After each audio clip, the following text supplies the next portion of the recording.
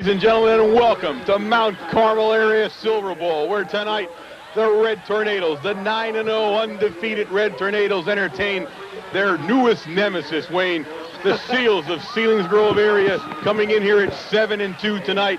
This promises to be a whale of a football game. It has been for the last 4 years. Selinsgrove, another one of the few teams in history with a winning record against the Red Tornadoes. Yeah, this team here, the Selinsgrove Seals, just gives us a bad taste in our mouth. There was another year where we came in undefeated, 9-0. They came down here, and I think the game ended up 48-20-some, against the Tornadoes. 42-28. 42-28, and that's just a sour taste in your mouth. Here's one year right here where I think this team is going to put it together, and they're going to show the Seals exactly what it's all about. We talked to them at Supper Club last night, and that truly was I guess the theme was they weren't worked up about it. It wasn't like they were going crazy over it, but they were quietly saying most of them remember 2 years ago, most of them remembered an undefeated season dashed. Most of them remember last year being popped out of the playoffs, and subsequently ended up being probably the best team not in the playoffs in AA because of this Selinsgrove Seal team.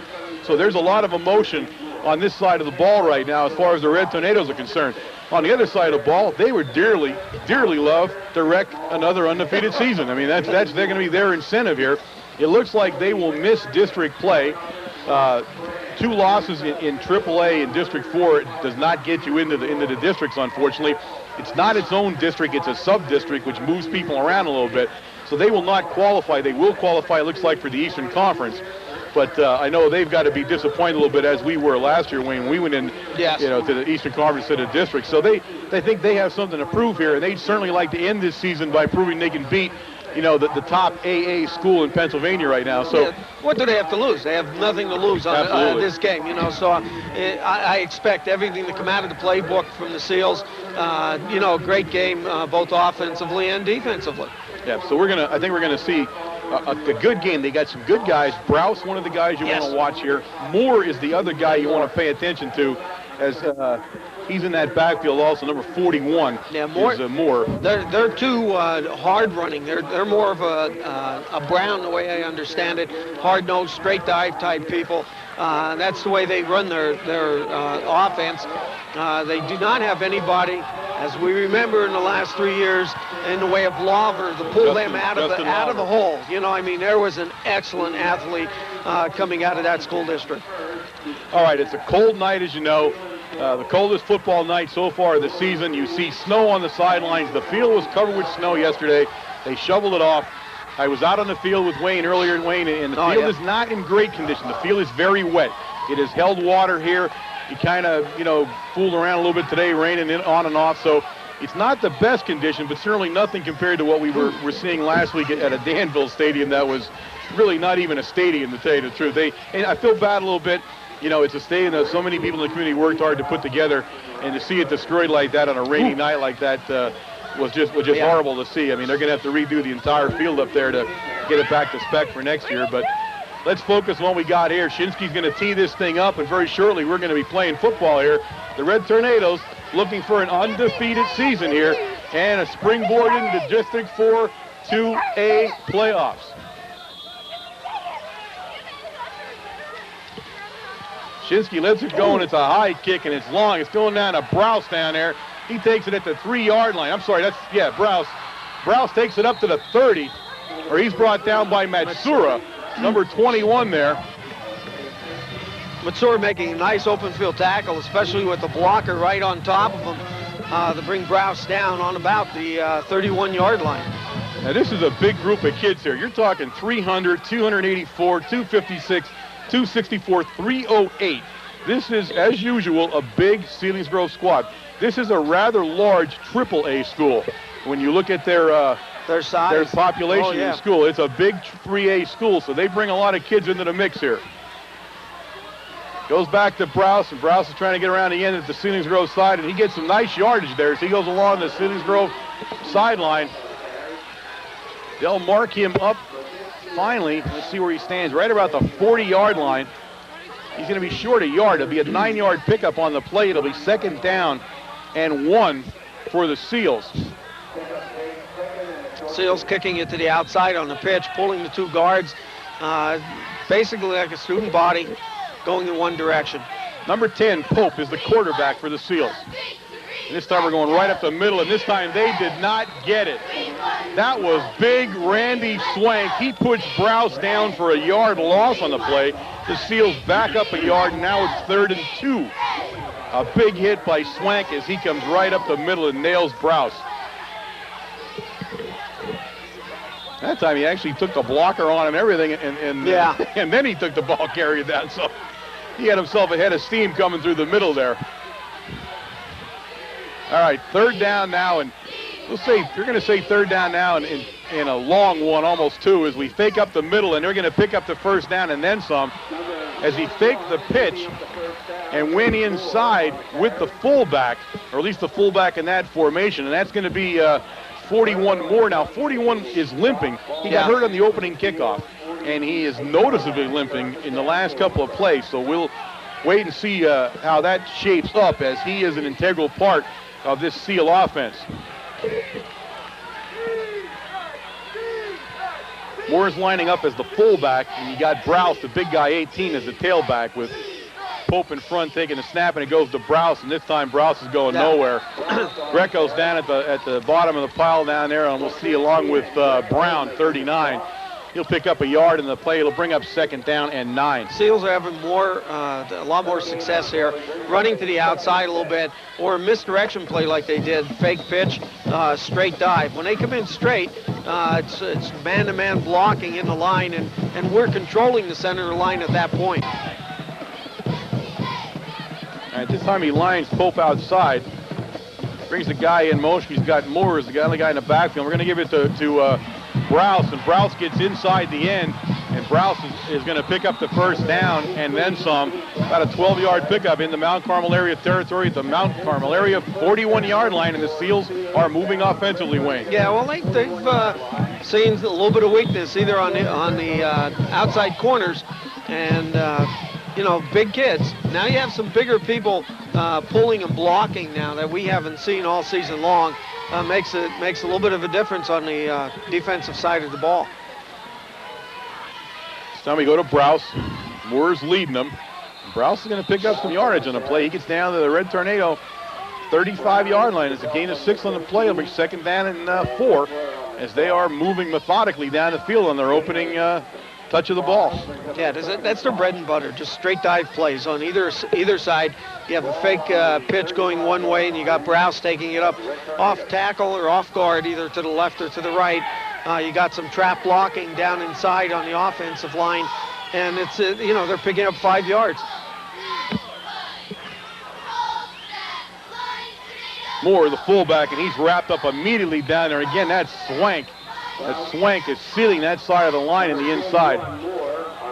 Moore will probably lose a little bit. We're going to still call it 3rd down, and 3rd down and 5. He lost more than a little bit. That's a yard he lost now. So 3rd and 5 now for the Seals at the Red Tornado 35-yard line as Pope comes in with the play. Again, Randy Swank not even moved on that play. He just steps right across the line and makes the tackle. Pope is a sophomore quarterback here for the Seals this year. Put Shuck in motion, and he's back to pass for the first time, and he looks downfield. He was trying to get down to Shuck, who would come out in motion. It's going to bring up 4th down now. 4th down and 5 for the Seals at the Red Tornado 35. Matt Kufta, number 4, coming up and making a great play, Warren, on that pass. Just diving in, just making it, just distorting the vision of the receiver just slightly. Ball was tipped a little bit out of bounds. So we'll see what Coach Scott has in mind here as he'll come out. And he's going to go for it here at the 35. Goes in that I formation. The Red Tornadoes are now moving around on defense a little bit as they get set. And he pitches at the Browse coming towards the Red Tornado line. And Browse is going to be stopped, but he is going to pick up the 1st down. 1st and 10 Seals. He got the 1st down as he came to his left. And the Seals continue the march towards the end zone here in this opening quarter. 8:16 remaining in the first quarter, 0-0 tied, and the Seals on the move. Number 66, Jonathan Novak, goes in as the right defensive end. for Justin Leonovich, number 41. Yeah, he got a little bit shaken up there in that last play. Leonovich did. This time we go the same way, and this time we're going to lose some yardage. This time, Jonathan Novak. Jonathan Novak all over Browse that time for a loss on the play of about a yard. It'll bring up 2nd down and 11 now for the Seals, and that was a nice defensive play by the Red Tornadoes and Novak. Yeah, that's what they have to do right here at this point. They need a good series, keep the Seals back.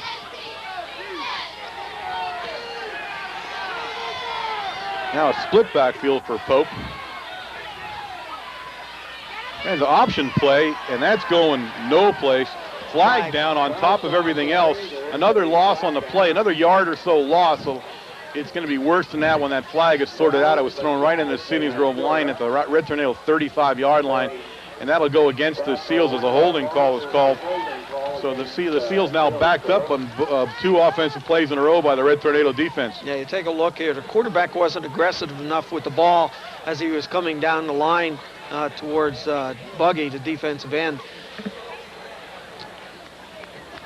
He has to be aggressive enough to make a decision what he wants to do. Right. He stuttered stepped a little bit, and by the time he did pitch it to Browse, the corner man, Johnny Dara, came up and he was involved in the play.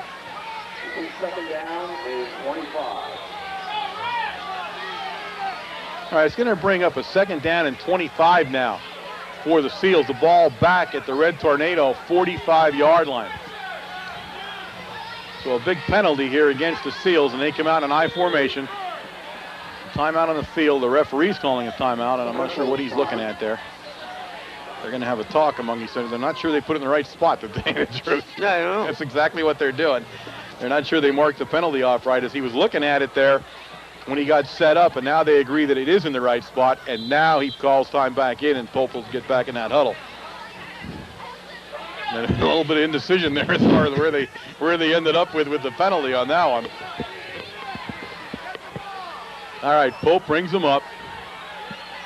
Browse is the tailback, and he's going to pitch it to Browse, and Browse is going to go back. He's looking to pass. He's going way back. And he does finally, and he throws it way over the head of the receiver, but that play kind of blew up in his face as the Red Tornadoes have sealed the end off now. Yes. They've done an excellent job. There's Johnny Dara down there. In fact, Johnny Dara almost got back far enough that he had a chance to intercept the ball. I think the ball was out of bounds anyway.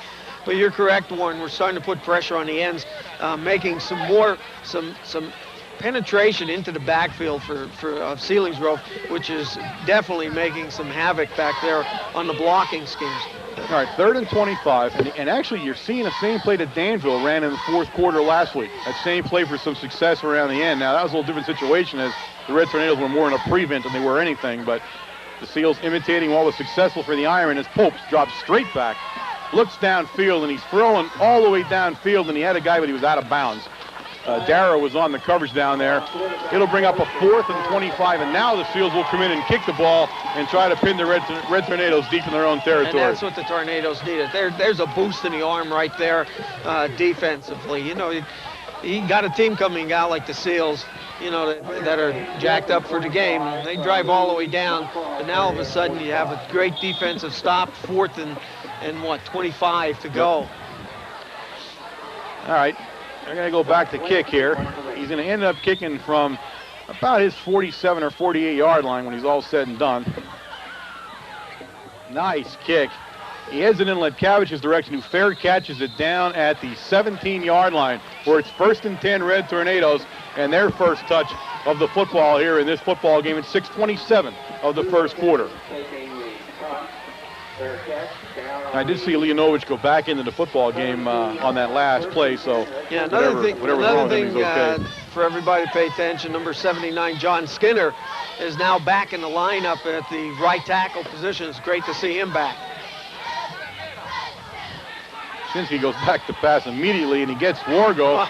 And Wargo nice up the sideline. Wargo continuing up the sideline out to the Red Tornado 34-yard line. 1st and 10 Red Tornadoes on a great little pitch and catch between Shinsky and Wargo, and we've seen it so often. Ooh, Wargo picked that up off the ground, just about off the grass.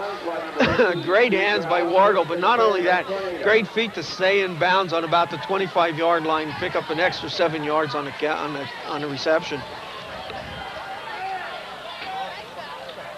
Right up the middle, that's Brown. He'll cross over the 35 out to the 36-yard line. Gain of 2 on the play. It'll bring up 2nd down and 8.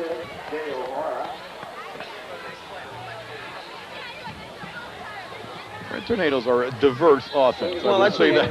They're hard to defend. Yeah, that's what you call keeping the defense honest, especially when you come out. And all it was just a short pass, a little flat, and maybe to pick up 5 yards, 7 yards.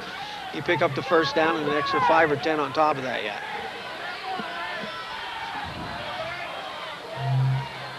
This time we give it to Wargos. He tries to get around the end. He makes a nice cut, but there's going to be a flag on the play. Yeah. It's going to go against the Red Tornadoes, and it's going to be an ugly one, as they'll call holding in the Red Tornado backfield, as that play took heavy penetration from the Seals and never really got rolling, although Wargo made a nice cut at the end there. I'll tell you what, they're in a Selinsgrove looks like they're in a 4-4 defense. They have the 2 linebackers, the outside linebackers, playing the flats a little bit more than what we normally see. The 2 linebackers who seal those off and seal the outside linebacker off to the outside. Wargo's gone on that play. Right.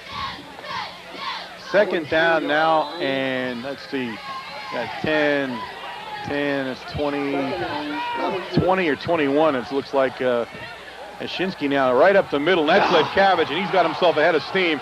Ledkavich back up to the line of scrimmage where we began at there at the 36. It'll bring up 3rd down and 8. Defensively in this 4-4, take a look at the right side linebacker. He's blitzed now in the last 3 plays. That time Drew Ledkavich ran right past him as he was breaking out to the right side of the field.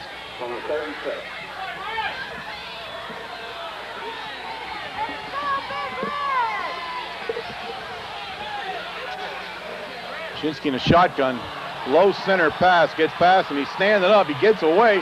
Oh, and he's just tripped up. Back at the Red Tornadoes 25-yard line. Oh, he had one guy, and he would have had some room to run, and he gets tripped up, and he'll bring up a punting situation for the Red Tornadoes, and they will be punting from their own 25-yard line here. Again, the ball slippery, it looked like on that one as the center pass, and that doesn't happen very often. Ashinsky's back to kick it. Nice kick. Look at this nice kick. Down there to Shuck, number 19, as he tries to get over to his sideline. Wargo just slings them to the ground down there at the Seal 40-yard line. It'll be 1st and 10, and that was a nice coverage by Wargo. Oh, you're not kidding.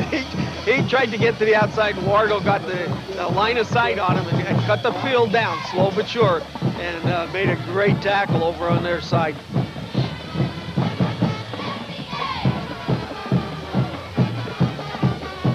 Now again, the defense here readjusted the last series. See if they can keep that up. They sealed the outside off against the Seals. 1 man in the backfield now for Pope.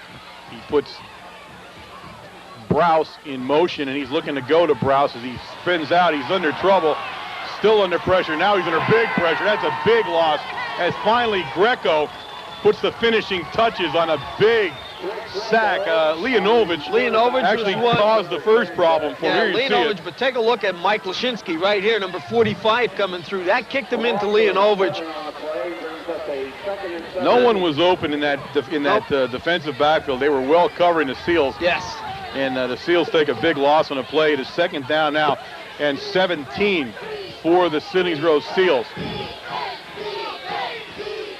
Pope will bring him up into that split backfield now. And he goes, and he's going to hand it to Browse on a kind of delay there, and he'll get back just about to the 40-yard line. I'm sorry, to the 35-yard line, gain of 3. Looked like a delayed draw play there. He looked like he was going back to pass, and it was a delayed handoff to Browse. He was supposed to pick the hole coming up through there. There wasn't much of a hole left after Swank got done and a few other ones. So it's 3rd down and 15 now, as Pope runs into the huddle with the play. The Red Tornado defense now has completely changed from that first series now, as they have shut the Seals down. He'll go with that one backfield now, and it's a passing situation. Now we drop a guy back. We're in a 4-4 defense now. Now Browsko's in motion, this time to the seal bench as he rolls the other way. He's under pressure, heavy pressure. He looks downfield, the one guy. Dara again covering Shuck well at the Selinsgrove sideline, and it's 4th down, and the Seals will be punting. Now, one thing you notice here is that Selinsgrove is not a passing team. Everything they've tried so far was deep downfield and thrown out of bounds or over the head of the receiver.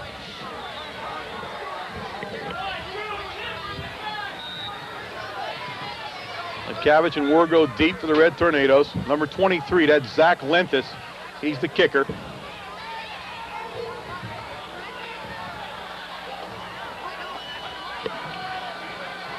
High snap. We put no pressure on him this time as we drop back to try to return. The ball's going to bounce in front of Wargo. And the field, you can tell how wet the field is tonight as the ball went nowhere and bounced and kind of died there. The Red Tornadoes will take over in good field position at their own 35-yard line. 1st and 10 with 2:24 remaining here in the first period of play. So you are seeing Skinner return, and that's good news, although I don't know if Skinner's at 100% tonight. But certainly the fact that he got back, the fact that he just gutted his way through a tough injury. He's not completely healed, certainly, but he is able to play, and he is. And we see Matsura out there. And Matsura out to the 47-yard line, and he punished number 23, Lentis, after he caught the pass. Lentis thought he had the beat on him, and Matsura turned and just punished him. No, it is good. Stevie is one guy to watch. I'll tell you what. Nice play. That was a nice throw by Dave Lashinsky. Dave, and of course the all-time leading passer of Mount Carmel history. This time, Cabbage. We're going to try to get him outside. A nice cut. And we do. He's still rolling. He's still rolling. He's still rolling. Nice. He's in the Seal territory down at the Seal 37-yard line. 1st and 10, Red Tornadoes. Great blocking. Good. I'll tell you what, great blocking on the left side over there with the pulling guards and the lead blockers. You know, Drew just got right behind everybody. It was a jumble up over there, especially with the defense and the offense. But Drew just followed everybody and picked the hole here or there and picked up 12 yards. All right, Red Tornado ball on the Seal. Let's call it the 36-yard line where they finally placed it. 1st and 10. He splits Wargo way out to his right, and he brings Matsura in motion to the same direction, but we hand it off to Cabbage the other way. Cabbage running. And Cabbage, oh my goodness, look at this run. Drew Cabbage, ladies and gentlemen. Oh my goodness, that's just smash mouth running now. I'll tell you what, Brown went through there and just pummeled the linebacker trying to come through, but Cabbage made a hit on the defensive back right before he went down. I'll tell you what a job. The ball is placed down at the Seal 24-yard line. It is 1st and 10, and the Red Tornadoes are on the hunt. Cabbage running so strongly, and now he's got Zonka Jr. there in front of him. He'll go to him. He goes straight up the middle, and he'll take it down to the 20-yard line. A 4-yard gain brings up 2nd down and 6 now for the Tornadoes. Just mixing it up here between passes to Matsura, Drew Cabbage carrying the ball both inside and outside, and Brown now carrying the ball. You know, it gives everybody a little bit more to think about of what we're going to do on the next snap. All right, the same backfield there. He's going to put Matsura out to his right along with Dara, and now we shift into a shotgun. Cabbage goes out to the left now. We haven't seen that happen very often. He looks down and you got Dara inside the 10-yard line, down at the 7. Down at the 7-yard line, 1st and goal from the 7, Red Tornadoes. That was a hit. Did you notice what we did? Here you see it coming at you. Nice catch. I'll tell you what, take a look at the blocking scheme on this. Here's the end of the quarter, folks. All right, Tornadoes down on the 7-yard line. But one thing we've noticed since the beginning of the year, every time that Dave is back by himself or with one person back there, Brownie or whoever's back there blocking for him, somebody is always blitzing the backside linebacker, the backside defensive end, and Dave's always getting hurt. right? Take a look at what we did now. We put Dave back in the shotgun. We brought Brownie up to the front and put him off the back of the tight end. And we set the other halfback on the other side. So he's actually had the pocket already set up before he even got back there. Right. And those are the adjustments that a coaching staff, that a good coaching staff makes. It keeps you in games. All right, the end of the quarter, as we said, it's the second quarter. The Red Tornadoes are down 1st and goal at the Seal 7-yard line, as they have looked very good now, both offensively and defensively, from about the 8-minute mark of the first quarter. They are chugging along here, and they look pretty spirited right now.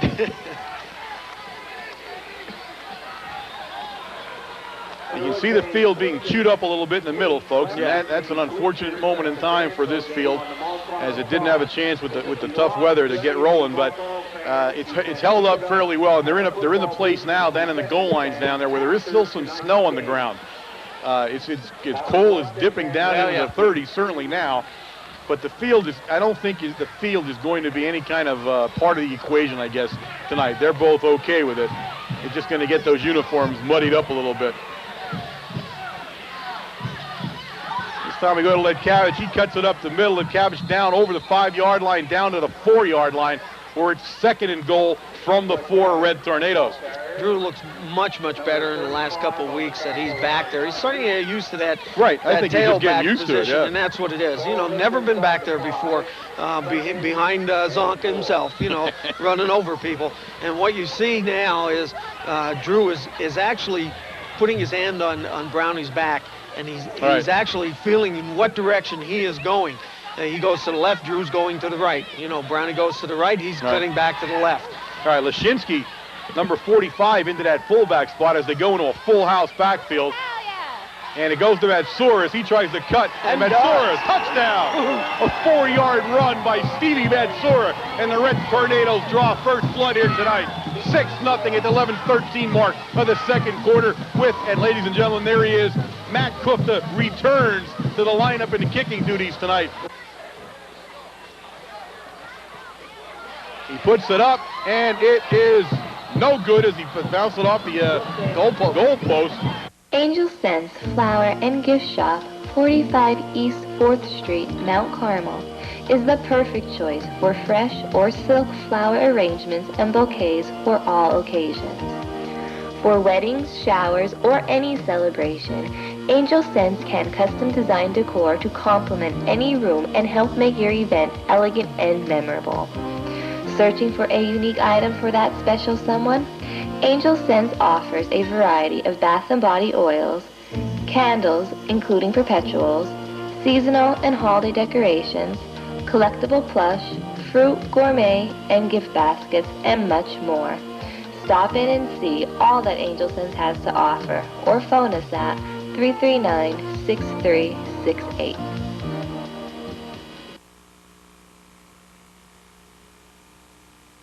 The Anthracite Fire Company, 3rd and Market Streets, Mount Carmel, stands proud as our community's first fire company. Established in 1882, the Anthracite has served and protected our area for over 118 years. From the days of the horse-drawn steam engine to the modern era, the Anthracite has remained a community landmark, standing watch over the area from her Town Park location. Today, the Anthracite team consists of volunteer firefighters and conducts weekly firefighting schools for junior firefighters, ages 14 to 17. Training covers not only fundamentals, but also pumper operations, hazardous materials, as well as arson investigation. The junior firefighting program exists to ensure that our area will continue to be protected by volunteer firefighters for years to come. Since 1980, the men and women of the Anthracite have answered the calls of over 750 fires, accidents, and medical emergency rescues. Staying strong to keep our community safe, the Anthracite proudly stands watch for you.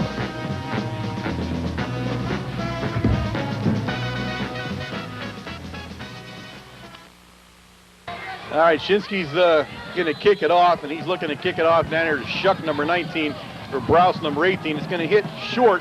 It's fumbled short. It's going to be picked up in there by number 44 for the Seals.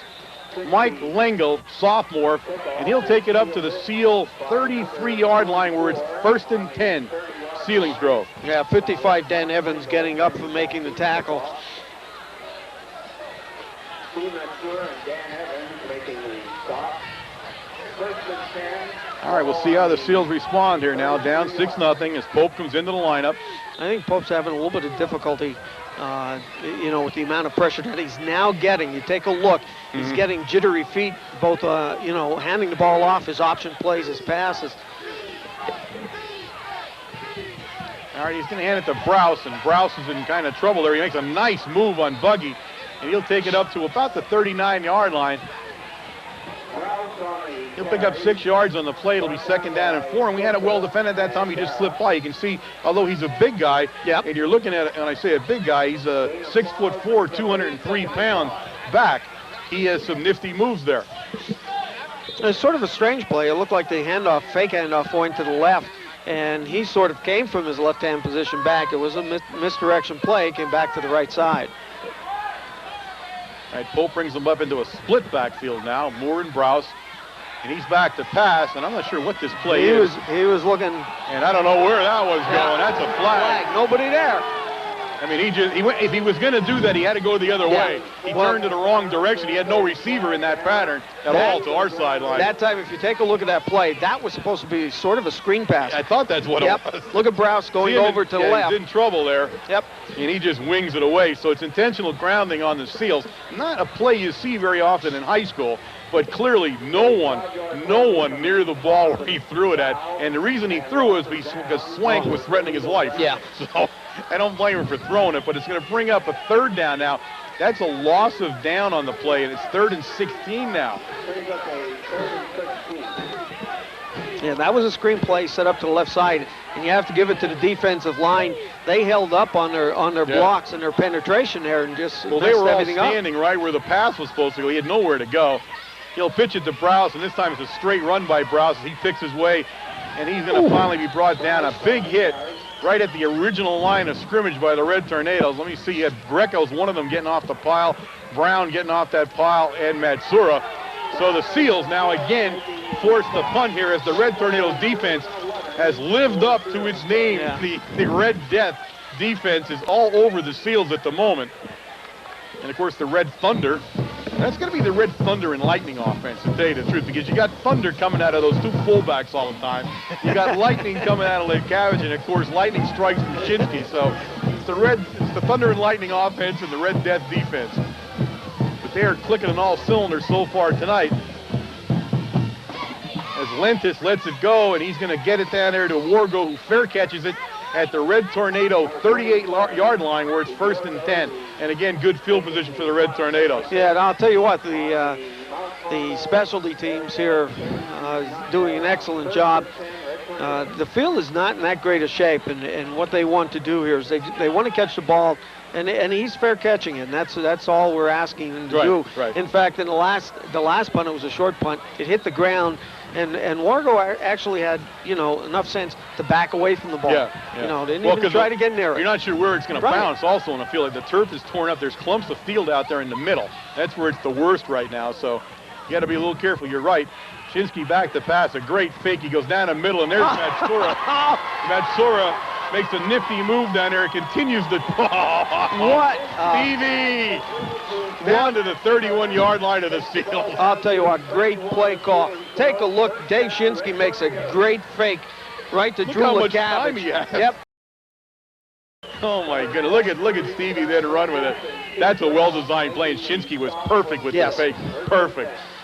That was a pretty football play there, folks. And did you see Daukus had dropped back to protect the backside? The backside is done now. No more coming off the backside. I will say that. They took care of that. You're right. That was great of you to be able to pick up how they adjusted to that a little bit. Lekavich, and he'll slide down. He was trying to make the cut down there at the 33-yard line. Picks up 3. Picks up 3 yards on that play. Lekavich really coming into his own at that tailback spot. And boy, what a time to start doing that. But again, as we said, we saw him come in the Southern game, in the very first series of downs in the Southern game, and you can tell he was not acquainted with that position, being a tailback like that. Now you're another 6 games down the road, and you see what a difference it is. Mashinsky now at that fullback spot. Quick pass out there, looking at number 27, Wargo, just a little high from him. He was covered down there by number 17, Josh Smith of the Seals, a senior, 6'2", 165-pound defensive back. It'll bring up 3rd down now and 7 for the Red Tornadoes. And you see we're running short passes here to the outside, to the inside. And the reason we're doing that is Selinsgrove is blitzing both middle linebackers just about every play. And you have to give credit to the offensive line right across from end to end, because they're picking up the blitz. That's hard to do. Trying to put Ledkavich in motion now as he runs towards the Selinsgrove sideline. Back to pass, plenty of time. Wargo, just couldn't hold on. And I'll tell you who also was open was Ledkavich along the sideline. They had lost him when he came out of the motion package a little bit, but Wargo just couldn't hold on as he got screened down there by number 23. Again, Lentis, the junior, 5'10", 158-pounder, and he did a nice job that time of just screening the ball enough that Wargo couldn't hang on to it down at the 5-yard line. So the Red Tornadoes now bring Lashinsky out, and they put Brown back in. It's a 4th and 7 now for the Red Tornadoes. The ball sitting at the Seal 28-yard line. Straight back to pass, heavy. We look down there and we've got Wargo. He stays on his feet, but unfortunately, folks, there's a flag on the play. It's in the offensive backfield of the Red Tornadoes, and it is a hold. So that play will come back, but it does not negate a great play by Wargo, as he is hard to bring down on that sideline. But they'll march the Red Tornadoes back, and this is going to be an ugly situation now. It's going to have to be 4th down and 100 when they get done marking this thing off here. So you got to have a big play. From the spot. Shot at it, so we're going to see where they mark it from.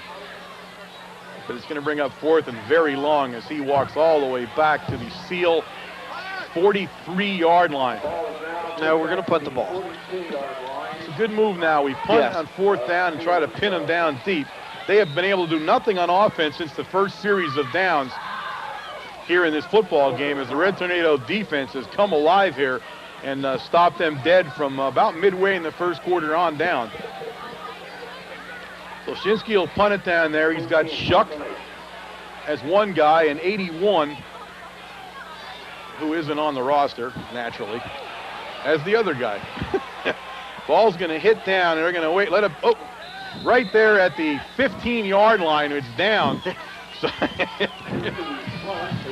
I was going to tell you that it was 81 down there, but there is an 81 down there, but he's not on the roster, so I'm not going to be able to tell you who it was. But a nice play by the Red Tornadoes. Again, the ball kind of flattened out as he hit and went sideways instead of one way or the other. So Dave did not want to put that in the end zone. You see, he took his time on that. Yep. You know, watch what the rush was doing, so he'd get coverage down below and put the ball up very, very high.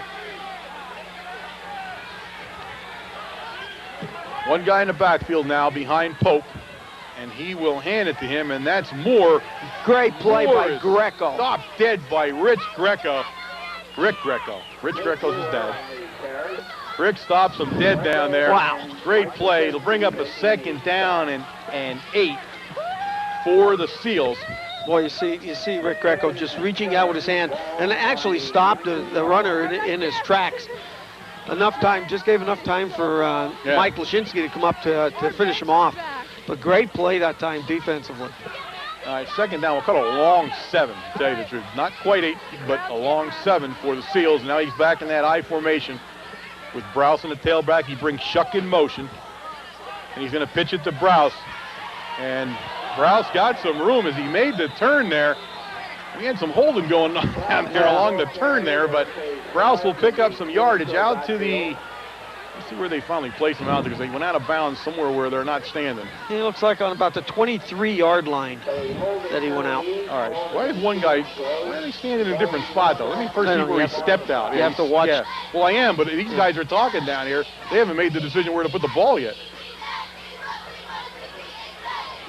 I mean, there's not a flag down there, is there? Well, you know what? I can't. Yes, there is. It's over here. We cannot see it I was because. going to say, I saw the hold there. Yep, and you did call the hold I right saw away. The hold, but I didn't know. I couldn't see him throw the flag, and they're all there. He goes. He picks it up. All right. No, there's another one right there behind the photographer. All right. With the gray coat All on. right. So I didn't see that, but that was a penalty. I did call it right there. I saw him holding it, and he did too. So the Seals will get backed up now, and the ball's now put back inside the 10-yard line at the 7. At the 7-yard line, it's second down now and about 18. Split backfield. He's going to take a nice drop back, and he's trying to get it down there, and he was trying to hit Shuck down along the Selinsgrove sideline. He was well covered down there by Chicatano, and the ball falls incomplete. So it'll bring up a 3rd and 18 now from the 7-yard line. And all Polk did was just stepped right back and heaved the ball. That was a timing pass. He did pretty close, put it on the mark there. Yeah, he did have the first down. He made sure that he threw past that first down marker. He made Shuck slow up a little bit, and that's where things got ugly, as he slowed up along. The sidelines are horrible. Not a lot of footing on the sideline at all right now. So Pope will bring him up, and he's going to pass, but this time it's a draw play.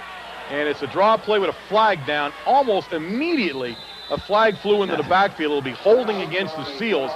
They have kind of disintegrated on offense here. And that was a quick flag. I mean, he just got set up, and he must have been hanging on to something, because I'll tell you what, you have to give credit. Once you start seeing holding flags like that, you have to give credit to the defensive team for some aggressive play, because you're beating your man. That's exactly what that means. Yep. Nice hit in the end of that play by Dara on Browse as he came free a little bit, but all for naught. And now they're gonna. Is that against us? No, it's against them. We declined it, so it makes it 4th down. I'm sorry, I was going to say, why they? So they move it out. The Seals are forced to kick. Lost my bearings again there for a second. Okay. I got you back. These guys do a lot of walking around with the ball. I mean, they're not decisive right away. All right, so it's kicking time now for number 23, Zach Lentis, the junior Seal, as he'll kick it down. Both Red Tornadoes are standing inside Seal territory to receive this punt. No pressure. And fair catch by Ledkavich, and he fair catches it in Seal territory at the Seal 42-yard line, where it's 1st and 10, Big Red. Again, every punt, take a look. Every punt, we're picking up yardage. Yeah, shifting. Now we're over on the Seals 42-yard line. We started out after the first punt on about hour 37, and slow but sure, we've been working our way up the field. All right, we got the I backfield there. We give it, fake it. Oh my God, look at the time here. He looks again for Wargo down there, well covered by, this time he was well covered by number 33 for the Seals, and that's Alan Troutman.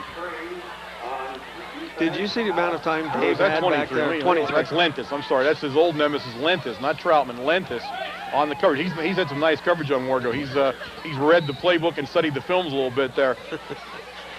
So nice coverage by the Seals. It brings up 2nd and 10, and he had all day to throw again. Yes, he did. He could have set a picnic table up there and had a cookout.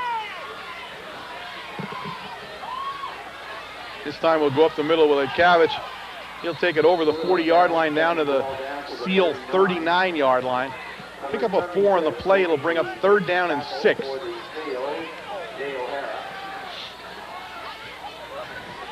Drew Ledkavich again following Brown through the hole. Slipped as he got down about 3 yards past the line of scrimmage.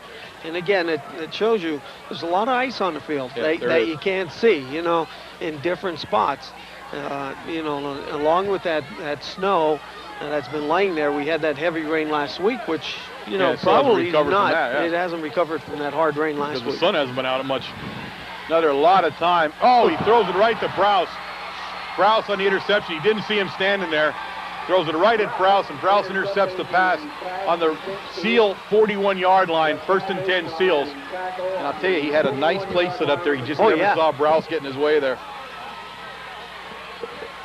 5:26 remaining here in the second quarter of play. Seals take over, 1st and 10. First turnover of the football game. Defense will set up.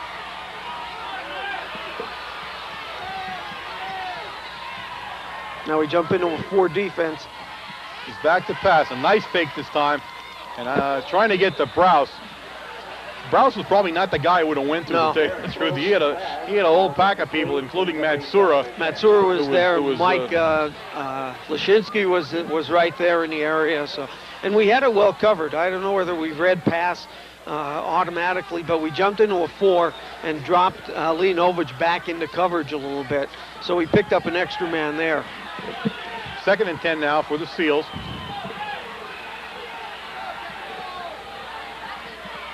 Nice play, Randy Swank, the Swank man. Ooh, that hurts. Hello. Oh, that hurt. As Moore, who was already kind of ginger, is even more so now. That's a hit. Look at this. As soon as he touched the ball, you see that? Look at that. Ooh. There's no forward motion there, folks. Nope. You notice that. It was all backwards after that hit. The Swank man. A little tough pushing Randy Swank back. I don't think it's ever been done. No, I don't remember it ever being done today. You're right. I don't think anybody ever did that. He is one heck of a player. I said there, and we have some movement on the Seals, so it'll be a 5-yard penalty, bring up 3rd down now and 16. But you're right, and we had, I had said this out loud several times, and I will continue to say it. Swank, a legitimate All-State candidate. Yes. And I think maybe at both positions, on offense and defense, but center, really where he excels, where he's played the most. That's where you really see him, and I say he's an All-State guy at center here for small schools. So we'll wait and see how that turns out. But certainly, and again, we talk about Matsura, linebacking, pass catching, running. It doesn't matter, anywhere there. I think he is too. Pitch it back to Browse now. He's got some running room, There's but Matsura. Matsura says no. And he gets it back to about the line of scrimmage, maybe not quite, and it's going to bring up 4th down, and Lentis will be in to kick again for the Seals, and he's getting a workout here so far in this first half. 4th and 16, no, 4th and 11. 4th and 11 now for the Seals. Now, in the last punt, we saw Justin Lekavich put a little bit of pressure on. Just left him, let him know we could do it. Yeah, we're there. We're here. Yeah, exactly what I think that was. Yeah, why don't you see me here?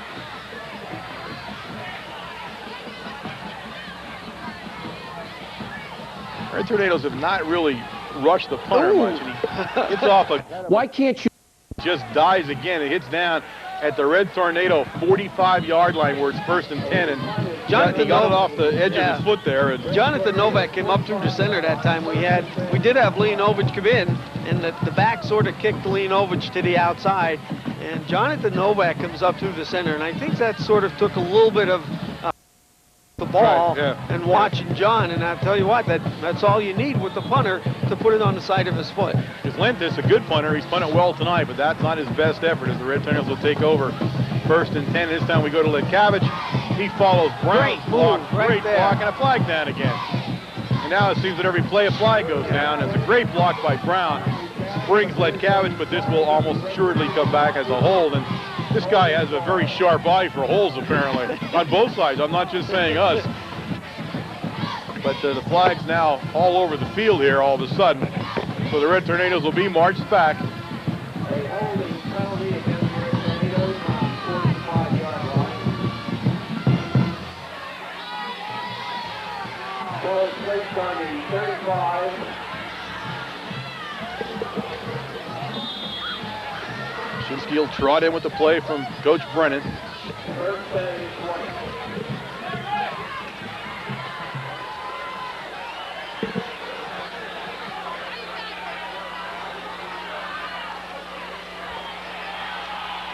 A draw play by Lekavich, and Nice. look at this guy Nice run. stepper. Oh my Fumbled goodness. the ball. Can he We run, pick the and ball we pick up. it back up and get some big yardage out of it. In fact, we go all the way back up in the Seal territory Rick at the Greco 47. coming up with it. But I'll tell you what, you take a look at that play when Drew Lekavich right here comes through. Watch the high step right after this one. Somebody goes after his legs There. again, and he picks him right up. And you wonder why you practice that during preseason. Yeah, oh yeah. You're right. There Alert it is. play down there to recover the ball, and it now brings up just a 2nd and 2 out of what was an ugly first down situation. Now 2nd and 2 in Seal territory for the Red Tornadoes. This time we go Mike Lashinsky. To Look Lashinsky. at. Big Mike. Oh, he is one tough hombre, this guy. I mean, he doesn't look, he fools you every time you, and he has such an innocent face, which really gets you. You look through that face mask of him. You have to watch those. But holy God, can he put a wallop on you? And he does again.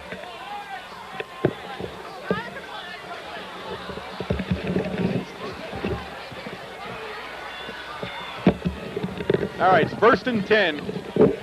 Red Tornadoes inside the Seal 40 at the 39.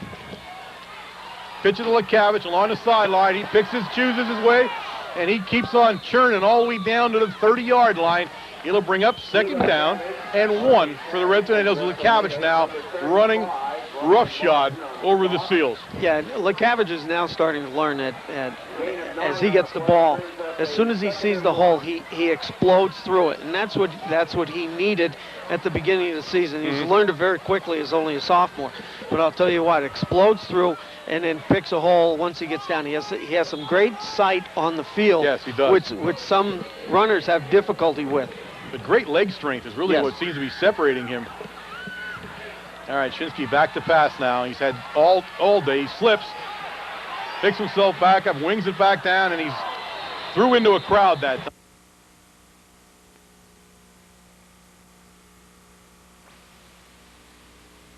We're just getting a hand out there to stop it. It brings up a 3rd down and 1 inside Seal territory at the 30-yard line. And I don't know if we drew him off or not, but he was on a roll way early. The defensive line of the Seals, the tackle over there took off like a bullet, but the ball wasn't moving. And I'm guessing that's going against them because I don't see any motion there. And it does. Hard penalty and a 1st down. Yeah, he must have heard the cage there. You can see him along this line there in the replay. He's the only guy moving in the whole group. So an easy 1st down for the Red Tornadoes now as the ball goes down to the Seal 25-yard line. There's a minute and 23 seconds remaining here in the 2nd quarter play. The Red Tornadoes lead 6-0. Shinsky on a option to LeCavich. That's well mapped out by the Seals as he crosses over the 25 down to the 24. They were waiting on that play. Yeah, they strung it out. They had the corner and the linebacker come up, and both took the field away from Drew LeCavich, strung it out and made the tackle for maybe half a yard gain maybe. That was about it. Brings up I'll say 2nd down and 9. He's got some forward progress, not a lot though. Shinsky will bring it in there. 1:16 now remaining in the 1st half of football play here. The Red Tornadoes would dearly like to put one more in here before they go into the locker room. Shinsky will go back to pass, and he has had time.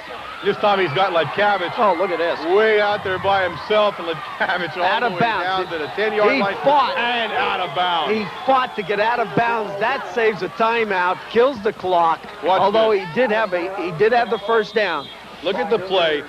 Look how much time he had on that play as he now looked at Matsura, and he was trying to get inside the block there. Wargo couldn't help him. He was too far down. This is out of bounds at the 10. Actually, no, he's going to be out of bounds at the 12. There's a clump of snow there, I guess, on the 11, right? Is that the yard line or a clump of snow? That's a clump of snow, so but it is the 12-yard line. All right, 1st and 10 from the 12 now. 1:07 to go in the football game. This is our groupie crew. I told you that we did have a fan club, and this is the fan club here, the whole crew. Let me ask you something. I mean, what? Are they not the ugliest bunch of groupies you ever saw? Let me tell you what, at our age, we can't get picky here. Well, at first I thought it was Halloween still. But apparently it isn't. It's over, and they're not dressed it either. That's them. Oh, this is ugly. I mean, I know. My goodness. Ooh. Well, you have a kid, you got to love him wherever he is, Wayne. That's right. But you know what they do? Every Wednesday they go from house to house to watch the game. They're just afraid to let anybody know that they're groupies for us. Well, true. The W&W groupie group. I would be afraid to tell you the truth. All right, we get lined up here. It's a 1st down at the 12. Tornadoes threatening here at the waning seconds here of the second quarter, and Ledkavich. Oh, and nice move by Drew Ledkavich. Touchdown. A 12-yard run by Drew Ledkavich, and the Red Tornadoes are on the scoreboard again. 12-0 now. We await the extra point. And guys, watch. Look at this. Look at the play he makes. Watch the cut there. Right behind Scott Novak, number now, 77. Nobody's keeping him out now. That was a pretty play. Pretty play. Excellent football play by Ledkavich as he has come into his own here in the latter half of the season at that tailback spot. And we're going to go for 2. Go for 2. There's minute 3 seconds. That was a very economical drive, to tell you the truth. As we line up now in I formation.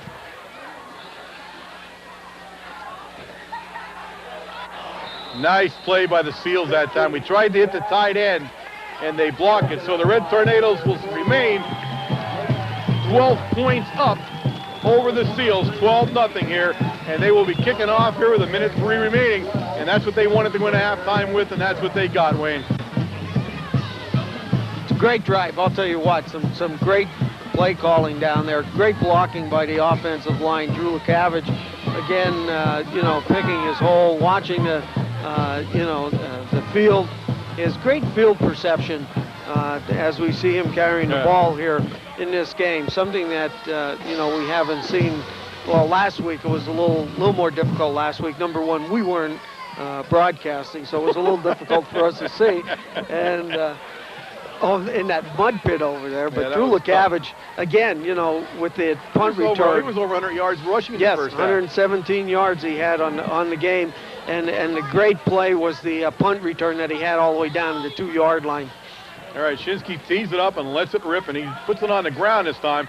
It's again fumbled by the short guy up and picked up by the same guy, number 44 down there, as he was the last guy, Mike Lengel.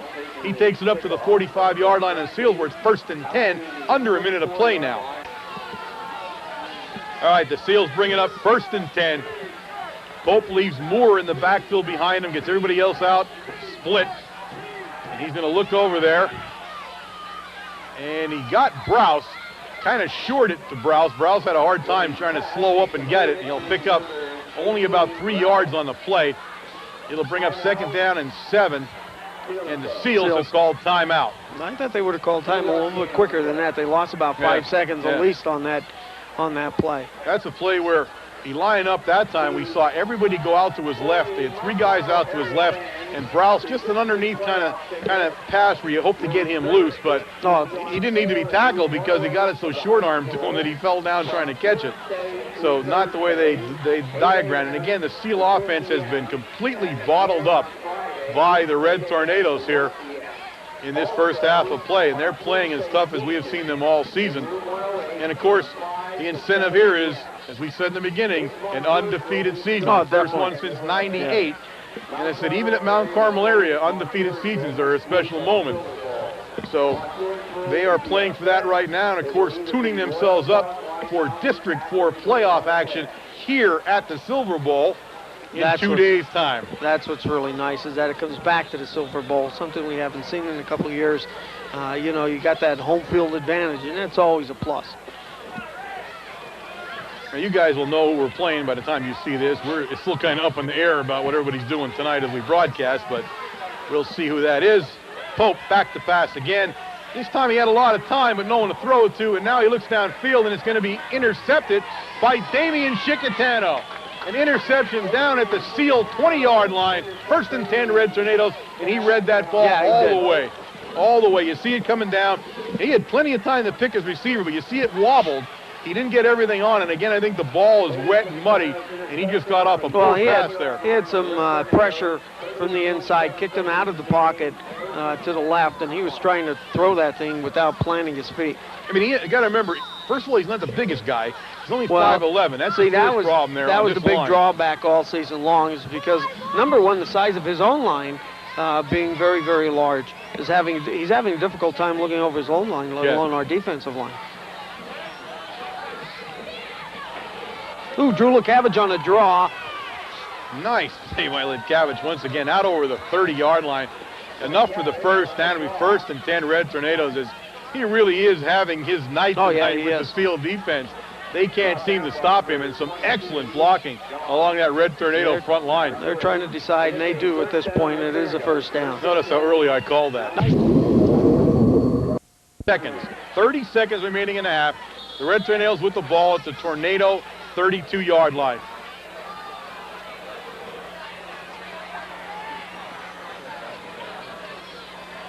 Shinsky's back to pass. A flag down because that whole play kind of got off kind of goofy. Wargo catches it down at the 39-yard line. I believe somebody moves on, the Red Tornado side of the ball. They're going to bring that back, and I'm thinking it's a 5-yard penalty. All right, we got ourselves a 1st and 15 on that 5-yard penalty, and we're going to take a knee as Shinsky kneels down. He's quite content to end this half, and it will end with the Red Tornadoes leading the Selinsgrove Seals 12-0. We'll be back shortly with the first half stats. Where can you find the largest menu of the most delicious food in the coal region? Try Vine Street Sandwich Shop, 2nd and Vine Street's Mount Carmel. For lunches, dinners, or parties, we've got the goodies that will make your tummy say yummy. For delicious round or pan pizza with your choice of toppings, we're back here to start the second half of play here at the Silver Bowl. The Red Tornadoes coming onto the field, leading the Selinsgrove Seals 12-0. And Wayne, what did the stats look like in that first half? It was a hard-fought football game. It was definitely a hard-fought football game. And I'll tell you what, the stats will show exactly what we saw in the first half, and that was that the Seals had a single drive as soon as they touched the football in the opening kickoff. In the first quarter, the first 5 minutes of the game, all the way down to the 23-yard line, and that was it. On the Tornado side, rushing, 17 carries for 109 yards. LeCavage, 11 for 101 yards. All right. Brown, 2 for 6. Matsur, 1 for 4. Lashinsky, 1 for 8 on a tough run. In the passing department, 5 for 10 for 86 yards. Again, Matsur, 2 for 43. Wargo, 1 for 17. LeCavage, 1 for 13. And Dara, 1 for 13. First down department, 11. Here's where the Seals come in. This is the defensive end of it. The Seals, 18 carries for only 60 yards, passing 1 of 8 for 2 yards, 3 first downs. All right. So their whole game up to this point here, you just can't count them out just yet. No. But, their whole first game was the first 5 minutes of the football game. Right. The defense for the Tornadoes definitely adjusted to what they were trying to do. Much bigger team than what we've seen in the last couple of weeks. Kicking to the outside, a couple option plays that they tried to run, a little success to the outside and off tackle. But now we've readjusted. We jumped from a 5 to a 4 defense, so on and so forth. Protect the outside, had the corners come up a little bit quicker. And I think put a lot more pressure on Pope on their quarterback. And you could see that he got a little jittery in the second quarter. And again, it fared better for us. Yeah, I think you're right. You hit it right on the head there as far as their lack of a passing game is making them so one-dimensional now that offense is struggling. Pope, I don't know if Pope's a good or bad passer. He doesn't come with a ton of passing stats, but then he didn't need to, I don't think. They're a run-oriented team this year. They have some good running backs, but I think against a defense like this, you need to get some early passing success in order to loosen that defense up. Yes. He is not, even when he had time, he has not passed well tonight, and I'm not sure if it's a cold field, the cold field, the mud and stuff. I'm not sure what's causing it. Again, he is only a sophomore. I don't want to say anything that's going to be negative about the kid. He's out there and he's playing a whale of a football game, but it's just not a passing night for those guys. Unless they can open it up this way a little bit in the second half, I think the game's going to get away from them, the way it looks. The other thing that you also have to watch here is this Selinsgrove team is a young team. Yeah, They're playing with a lot of sophomores and juniors, so they're going to be very, very strong next year. All right, Ryan Rumberger, number 45, will do the kickoff, and he gets it, and he has a nice knuckleballer. Letcavage takes it down at the 15, got himself some steam, and right up the field, and he takes it all the way out to the 35-yard line, where it'll be 1st and 10 Red Tornadoes. Letcavage really having a great night. Second week in a row, he's over 100 yards in the first half. Yeah. So you can tell he is running hard, and he is just so multi-purpose. He just gives you a lot of everything. So that tailback position now coming around a little bit for the Red Tornadoes. Things up. No, but they do. back, and of course Brown, number 39, the big fullback in front of them. And they're gonna give it to Brown right up the middle. That'll just soften everybody up a little bit. Brown will pick up 3 yards on the play. It'll bring up 2nd down and 7. Yeah, it's a good safe play. You're coming out a little bit stiff, coming out from halftime. It's very cold tonight, and I'm sure everybody's wet down there because the sidelines, if you take a look, you know, there's a lot of water laying down on the sidelines. So, you know, you're coming out stiff, you know, a little cold and everything else. Yeah. You know, and who better give it to the Dave Brown, and here you carry the ball, and, you know, we go off the right side. Big Lekavich, we look downfield, so much time. Again, we go to Wargo as he challenges number 33 that time. And that time it's Alan Troutman on the coverage. And that time a little misjudgment by both of them as the ball got over their head a little bit as they were both fighting for position. They've covered Wargo very well tonight. They've watched the films and they've seen what play really works. And that's a play we've gone to successfully a bunch of times this year. But they have cut Wargo off a little bit from that. But by doing so, they've left some other guys open, and you can see the time that Shinsky has. It's just unbelievable. And I think that was part of the problem. Dave had so much time back there that he unloaded on that ball. You don't want to have so much time. Yeah, you know, like that ball just took off on him with the amount of strength that he put behind it. All right, it's a 3rd and 7. Leshinsky now at that fullback spot for the Red Tornadoes. Leshinsky drops straight back, screen play to Leshinsky. And Leshinsky will get it out to the 40-yard line. It'll be short of the 1st down. It'll be 4th down in a punting situation. We've seen that play a couple of times, and that time the Seals also saw that play and was well covered. Yeah, 18 Browse came up from his... He plays the linebacker position, and he read that all the way. He saw that it was going to be a screen pass. Either he could have went to the left towards Drew Lekavich, that's who went over there, or Leshinsky, and of course he picked the other side. All right, Shinsky will let her rip, and he does. Some pressure that time. Number 19, Shuck will take the ball and go nowhere as Wargo and Matsura pancake him down at the 25-yard line, where it'll be 1st and 10 Seals as they go on offense for the first time here in the second half of play. 10:32 remaining in the 3rd quarter. Yeah, Matsura right in his face on that punt. He tried to kick it back to the inside, hoping to get some running room, but of course Wargo, you know, cut him off very quickly and brought him back right back to Matsura.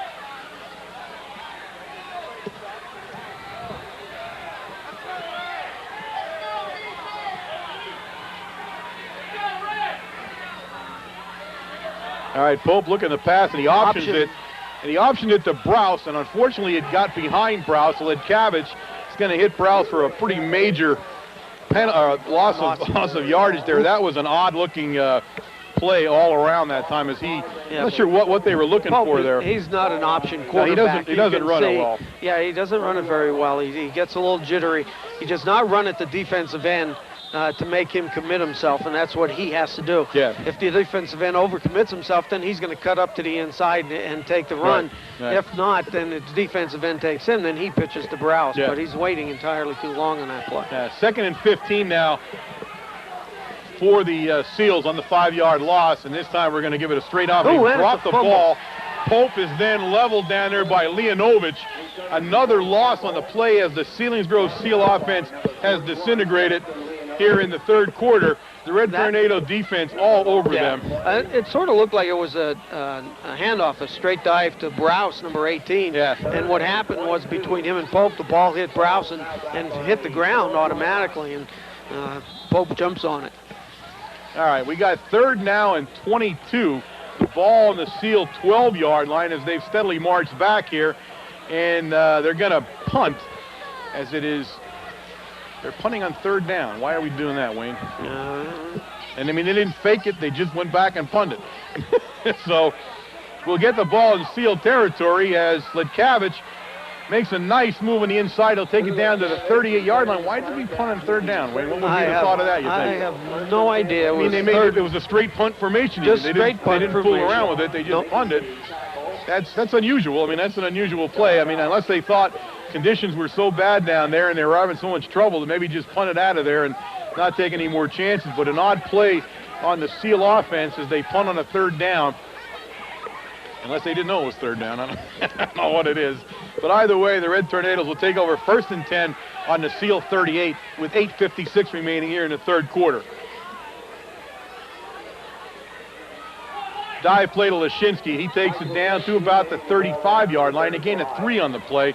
He'll bring up 2nd down and 7. That's just straight dive play to the right-hand side. And you see Coach at this point in time just running some time off the clock here. Brown comes in and Mike Lashinsky's out. All right, Shinsky will bring the play in. You're right, the Red Tornadoes are a much more patient team here in the second half as they have a 12-point lead and they've been dominating the Seal offense. This time Brown will pick up a yard on the play. He'll bring up 3rd down and 6 for the Red Tornadoes. And you can see they're taking their time getting up. They don't have any place to go here.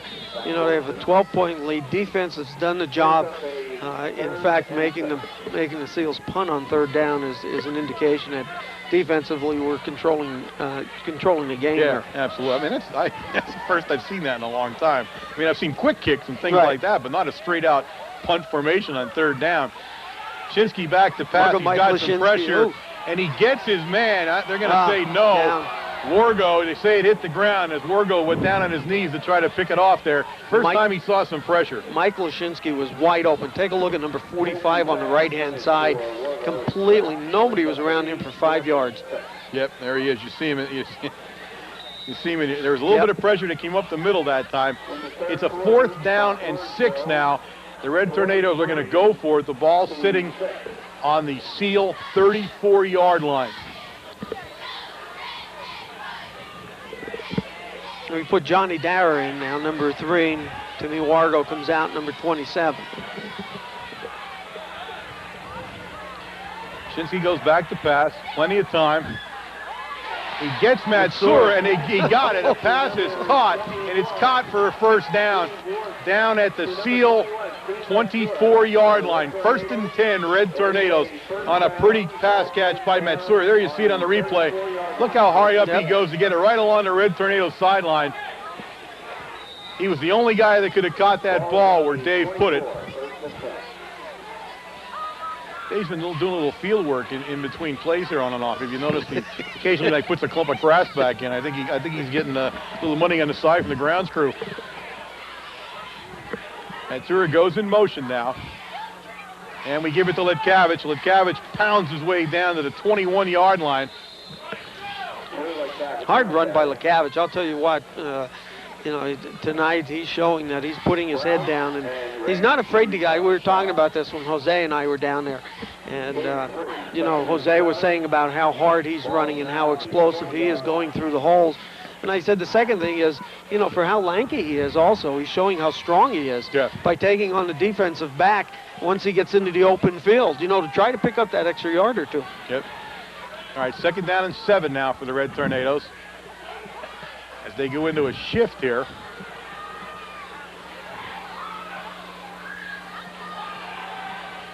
Shinsky's going to loft it into the end zone for Letkavich. Touchdown. Touchdown. A 20-yard strike from Shinsky to Letkavich in the corner of the end zone. And just like that, it is 18-0 Red Tornadoes. And we'll see what they elect to do here. They're going to kick for 1 here as let's see, does he go out there or not? Let me see if he's out there first. Number 4 is out there. I'm sorry. Kufta's out there. He is out there, so we're going to try the kick here now at 18-0. And we'll see how this goes. Again, he's kicking in pain here. Personally, kicking your leg that sideways I thought was always painful just to watch. Blocked. The snap was kind of odd there. Shinsky got his best to get it down there, but you can see the timing got thrown off as Kufta was on top of it too quickly. So the score will remain Mount Carmel area Red Tornadoes 18 and the Selinsgrove Seals 0 at the 6:43 mark of the 3rd quarter. Temperature definitely starting to drop here, Wayne, as my Tootsies are starting to get cold. Really? It's getting old. Things just isn't going to cut it, I'm telling you. I don't want it to get old. It's not working. It's not working like I thought it was. It's not? Yeah, well, I mean, most people get old and get distinguished. I'm not going the other way. I'm getting old and like confused. It's horrible. You were young and confused. Well, yeah, there was a precedent set early there. I'll give you that. Real quick.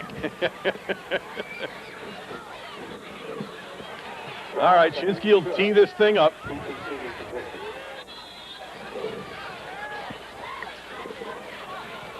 This time he gives it a good kick, drives Browse all the way back to the 10-yard line where he'll take it upfield right up the middle. Oh, 45, Mike Lashinsky. Oh, baby. Oh, Mikey. Michael, I'll tell you what, one hell of a hit. My hat off to Mikey. you. Wow.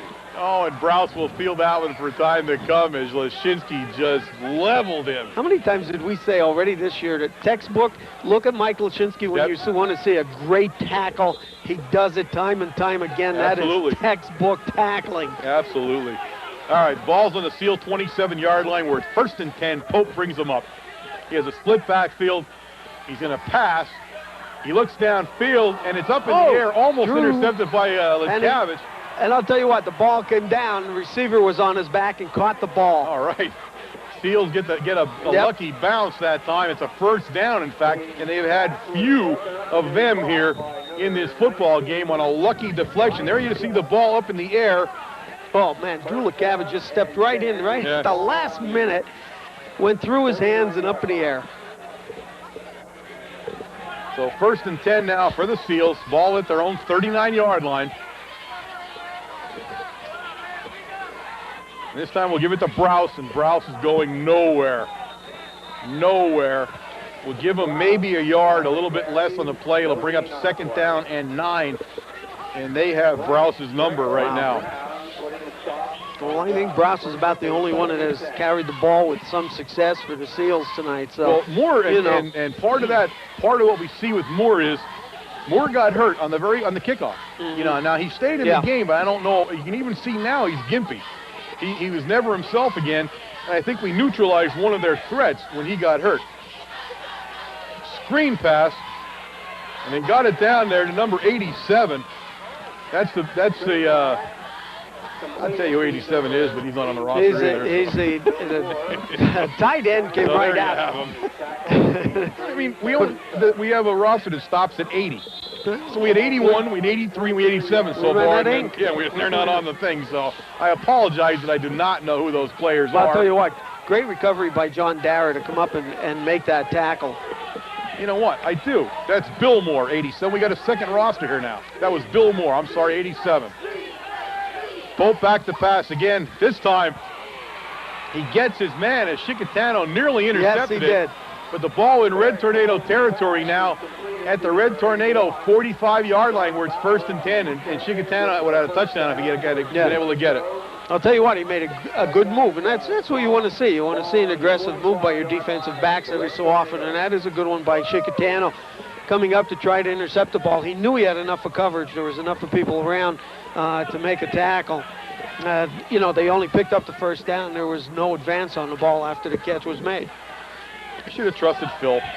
Phil's roster was right here. I have these other numbers now, so I'm ready. I keep on telling you, I wanted to put that in your packet, but I know. Well, I couldn't read it. It was smaller lettering. So Pope under pressure gets the ball away. Matsura all over. He was trying to get down to Browse, Letkavich on the coverage. The ball's incomplete.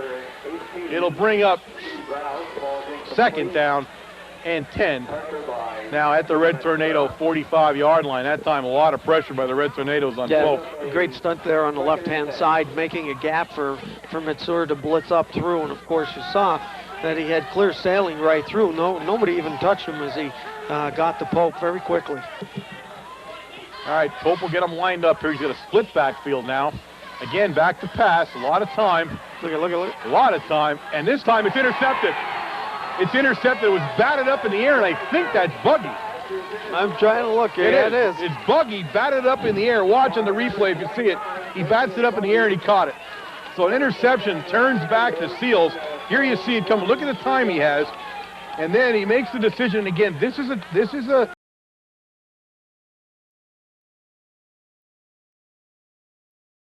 the teeth of the defense as the defensive end had moved over a little bit and makes a great play. So Buggy on the interception, the Red Tornadoes 1st and 10 now from their own 44, and we'll go on the run with Letkavich. He'll take it out to the 45-yard line, gain of a yard in the play, 2nd down and 9 for the Red Tornadoes. And again, 4:07 now remaining in the third period of play, as they are quite content now with just smash mouth football, run the clock off, and go undefeated. Yeah, we have 4 minutes left in the third quarter. It's been a very quick quarter here. First half, a lot of penalties, a lot of holding calls. Yeah, a lot of penalties. You know, and a lot of drop passes. But in this half here, we've kept the ball on the ground, you know, the majority of the time, and the clock is running. Oh, Stevie, that was well played down there. Yeah. Number 35 for the Seals. That's Ryan Martin, a senior. Nice play by Martin as he read it. We've thrown that pass a few times for success, but he's going to put Stevie down for a big loss on the play. 4-yard loss will bring up 3rd and 14 now on that defensive stop by Martin. Drew LeCavagen, Johnny Dare, number 3, comes out.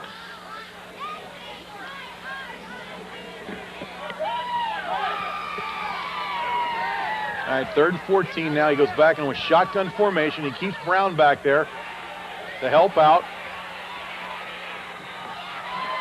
Gets it completed out to Wargo, who takes it out over the 45 to the 46. Not enough for the first down. It'll bring up 4th down and about 8, and the Red Tornadoes will be punting. Again, a lot. Safety board collected. Mistake to pick up there was 4th and 15. They blitzed their outside left cornerback, which gave some pressure on Dave. Had some more pressure up through the middle, of course. Had to release the ball a little bit earlier. Also, the defensive backs have been putting on some good coverage on their pass.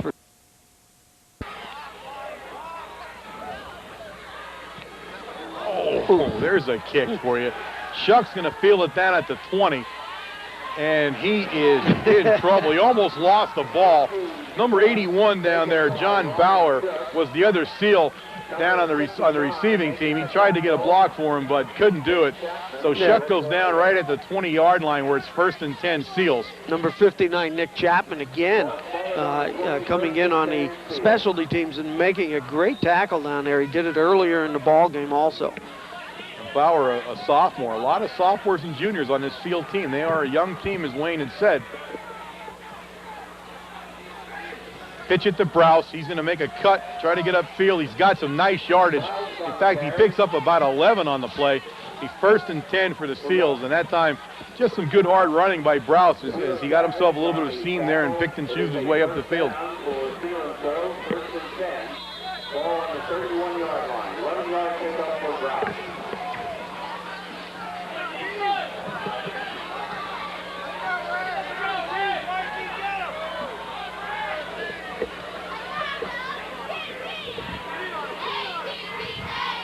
This time right up the middle of the fullback, and that's Moore, and Moore's got some room.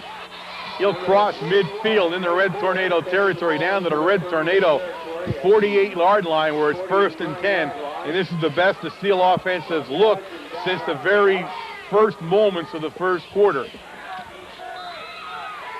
We had number 51, Adam Croker, in playing the tackle position. He was in for Rick Greco, number 56.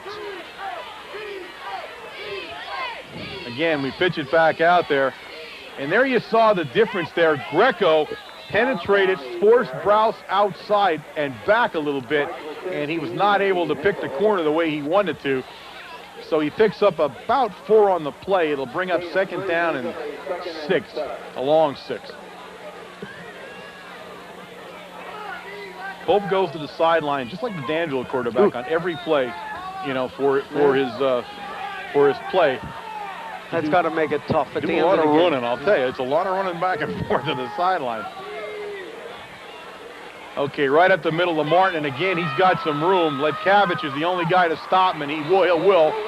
But again, a big opener as the Seals now breathe some life into that offense and have penetrated down inside the Red Tornado 30-yard line down to the 28, where it's 1st and 10, and somewhere along the line they've started to move. We're jumping into a gap here. We have Brown jumping from one side to the other, and unfortunately, in the last couple of plays, they've been able to block him down through the gap, you know, on some of their blocking schemes with their guard.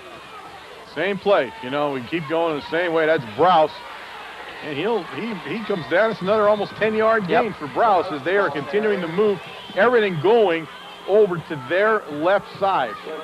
The right-hand side of the Red Tornado defense is feeling the pressure now as they can, and we saw Danville do it again as they did it. 14 seconds now remaining in the third quarter. The Seals on the Red Tornado 29 and threatening on a first down.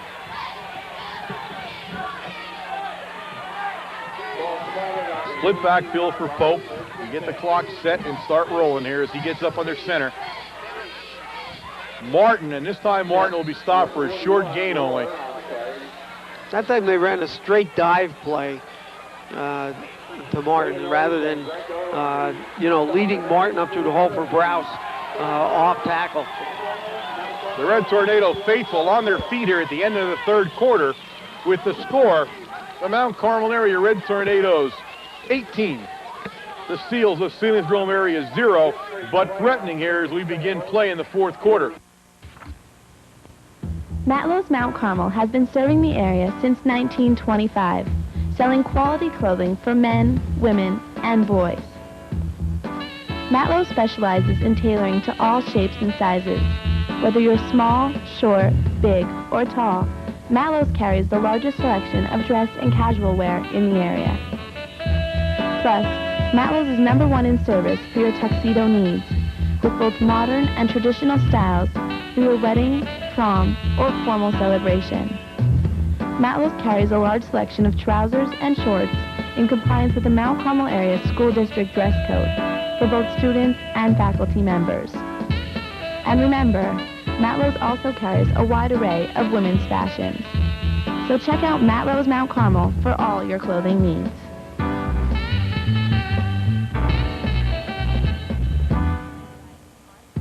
Archie's Shoe Store, 828 Chestnut Street in Coltmont, carries shoes for the entire family.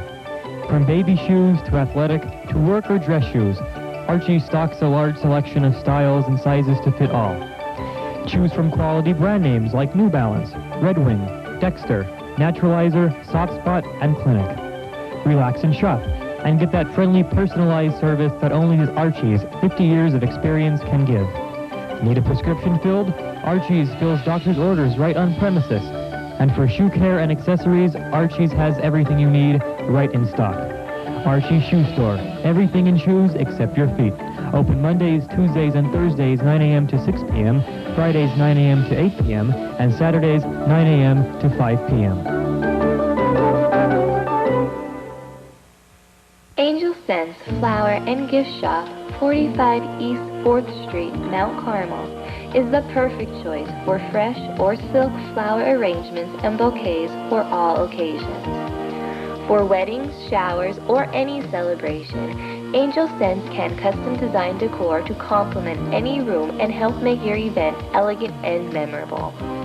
Searching for a unique item for that special someone?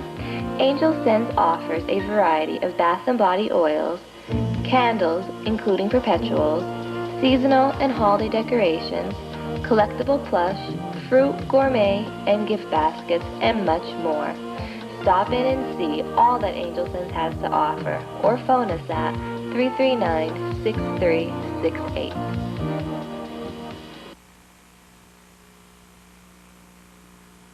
Kind of talk here at Supper Club. Every Thursday night, 6:30 in the back room at Matucci's, we have Supper Club. You guys know I talk about it every week. I can't tell you enough about it. It is just such a great time. It's an hour and 20 minutes. You pay $5 dues. You can buy the dinner for $7, or you can order off the menu for whatever you want. You get to meet some quality kids. Last night, we got to talk. The guy that actually spoke for the group was Justin Leonovich, and he was absolutely fantastic. You see a kid with some poise, some humor. You know, just to be around those kind of guys and see them growing up, and watching him when he first came into the program now and where he's at now, and being able to kid around a little bit and talk football, it doesn't get any better. Of course, guess who else was there last night? Tell me. Now you got to guess. It was on our side of the ball. Who else? What other player did we bring? Brought a couple of guys, but who's the other guy I would know right away? Quintero. Big Dave, #1 was there. Got a chance to finally meet him. It was great having him there, too. So you can get down there, folks, especially playoff time. It doesn't get any better. You want to get down to Matucci's and have a good time. Browse with the ball. Little misdirection that time, and Browse will take it down to the Red Tornado, say 19-yard line. Swank and Matsura 14-yard line, not 19, 14. getting up off the pile there, making the tackle. Browse making it, that was supposed to go to the outside. He saw that it was jarred up there a little bit with Buggy on that side. He had to cut it back up through, and in that case there, Swanky comes in to make the tackle. All right, 3rd and 6 now for the Seals as Pope brings them up. Right up the middle, they got up to Martin, and Martin will take it down to about the 10. He's going to be short of the first down. It's going to bring up a 4th down and 2. 4th and 2 for the Seals. The ball sitting at the Red Tornado 10-yard line. And this, folks, is a pivotal play in this football game. The Seals will go for it on 4th and 2 at the 10. He goes into that I formation. He's got Martin in front of Browse as he climbs under center. And we pitch it to Browse. And Browse did not pick up the first down. What a stop. Rick Oh, my Greco. goodness. There you have it. Greco. But I'll tell you what, the one that kept him from making that forward progress, Rick Greco had him around the ankles, and so he wouldn't fall forward, was a great upper hit by Damian Chicatano, number 32 Number from that 32, side. and he'll put a whack on you when you give him a shot at it. So the Red Tornadoes turn the Seals back at the 10-yard line in the 4th quarter, and that pretty much is going to sum up the Seal offense here, as they have had some limited success but never able to penetrate the goal line so far tonight. With 10:44 remaining in the ball game, we give it to Lidkavich, and he's going to kind of pick and choose his way out to, say, the 13-yard line. It'll be a 3-yard gain, 2nd down and 7. Seals making it a little tough to run to the outside a little bit. They are protecting their, coming up with their corners. They do run a 4-4, which makes it a little bit more difficult to run to the outside. Okay, Dara's going to carry that play in as Wargo trots off here. He'll bring Dara and Matsura out to his right, but he's going to give it to Lidkavich, and it's well defended. He'll get out to the 15-yard line. Or 35, didn't even move. He just stood there. He just stood there. He saw the play coming. So you got a 3rd and 6 now for the Red Tornadoes. The ball sitting at the 15-yard line.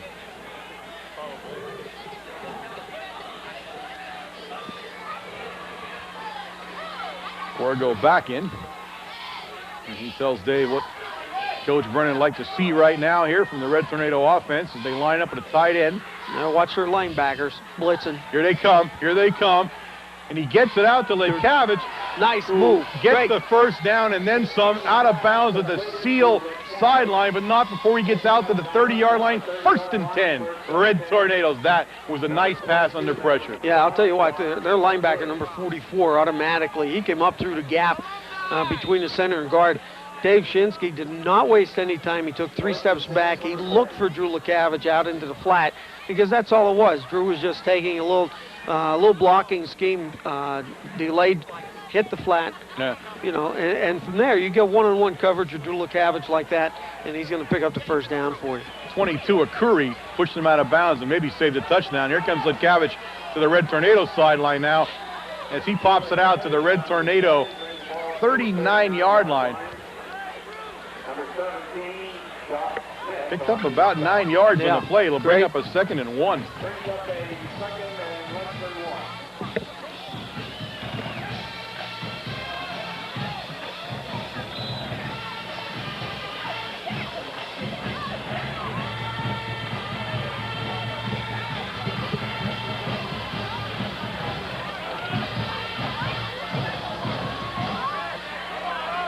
The Seals get the defensive call kind of late there.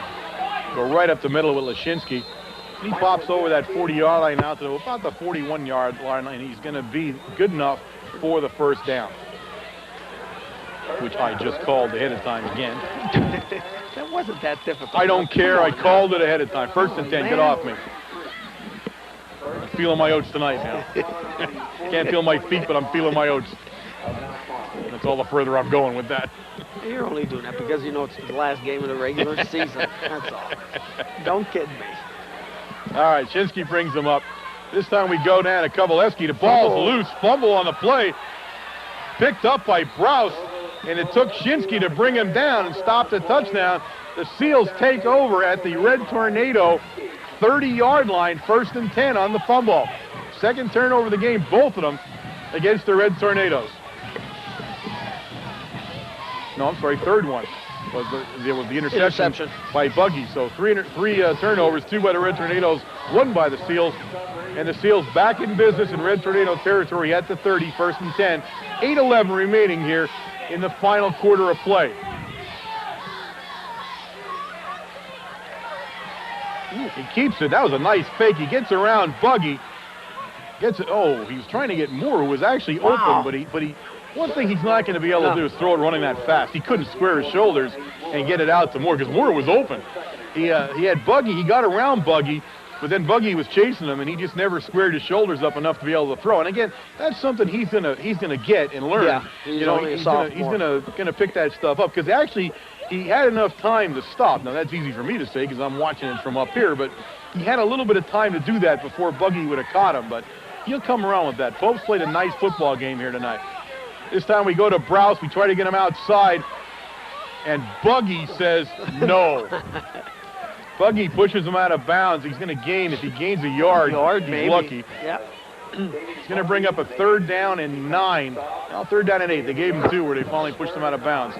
3rd and 8 now for the Seals. Nice play by Buggy. Buggy playing as consistent defensive end as he has for the last, 3 years.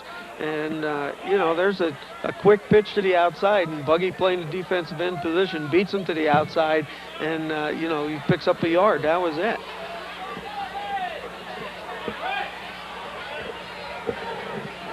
All right, we're going to bring Brous in motion towards us here as Pope is going to sprint out and try to get some room down there. And Damian Chicatano on a great defensive play. 81, John Bauer was the intended receiver, but Chicatano, and take a look at Chicatano steal this one and knock it down just like that. Bauer thought he had it, you see, and then there's Chicatano. And again, that ball is wobbling just a little bit. It doesn't have a straight line trajectory on it as he throws it. But Chicatano in a great defensive position, and now, again, it is 4th down and 9 for the Seals here as they're going to go for it with the ball sitting on the Tornado 29-yard line.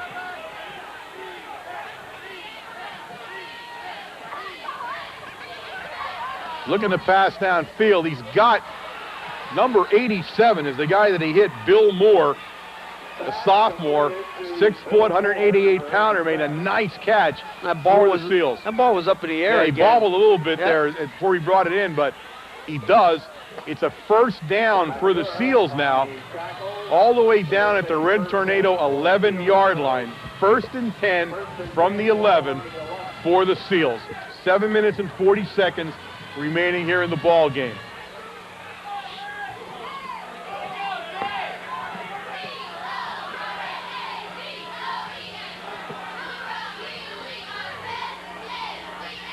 Brous, and he'll cross over to 10 down to about the 9. Pick up a 2 on the play. It'll bring up 2nd and 8. When you look at this, you look at Pope and the running scheme that they have here with Brous. It looks like it takes so long to develop. It's not a very not a quick opener not for a sure. Quick opener that he's hitting a hole. Like Pope is methodically going back and handing him the ball and everything. And like you said, they're only young and it's going to take time. Okay, he'll put Brous the other way. And he's going to sprint out to that side as we've seen him do. He looks downfield, intercepted. Ball is intercepted. It was tipped down there. I didn't see who tipped it. We'll wait for the replay if we can. It was a tipped ball, and then we intercepted it. And just like that, the Seals are turned away again. Here you see him sprinting out. He's going to stop and throw, and he goes downfield. And I still don't know how. That's Letkavich. Letkavich got up that high to get that ball. Kovaleski, who fumbled, recovers the interception, redeems himself. The Red Tornadoes take over 1st and 10 on their 3-yard line. but the Seals once again turned away as Litkavich made a great defensive play, and he was up pretty high on that play to tip that pass. Litkavich just playing an all-around game tonight, both offensively and defensively. Whew. All right, the Red Tornadoes now just need to grind some yardage here, and they're not going to because we moved a little bit in the backfield. Now, it doesn't matter because it's not going to be that big of a penalty. Yard and a half. So we'll move it back a little bit and snap it again on first down. Litkavich will run back into that offensive backfield, and Chickatano will come out.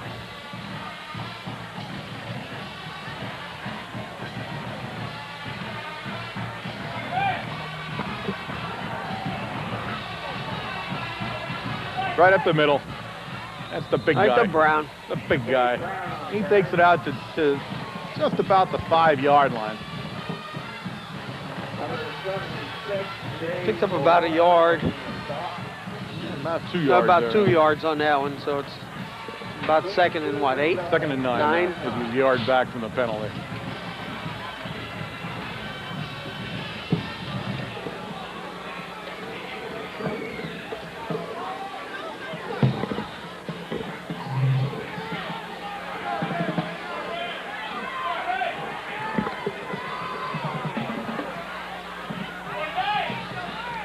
Brown will just maul his way out for a couple of more yards there as Shinsky sprints to the sideline now to get the play. Let's see where they place this down. It's going to bring up a 3rd down and a long 6. Let's say 7, but a long 6 on the first down yardage. So we'll see what Coach Brennan wants to do as he takes an extra long talk with Dave down there. And that's what he's doing. He just wants to use up as much as 25 seconds as he possibly can before he sends Dave back into the huddle. Some tough running by Dave Brown, and especially down in that area. Yeah. You know that Selinsgrove is pinching into the center and so on. And it's not a great place down there. A lot of slow snow. A pitch it to Litkavich, and Litkavich picks up the first down. 1st and 10, Red Tornadoes, and that may have been the final nail in this Seal coffin here tonight. Ball is going to be placed out at the 14-yard line. 1st and 10, Red Tornadoes on a good hard run by Litkavich, and he has been the story of the game here along with Shinsky tonight as far as offensive and defensive fireworks here as he trots off the field. He's had himself a whale of a football game.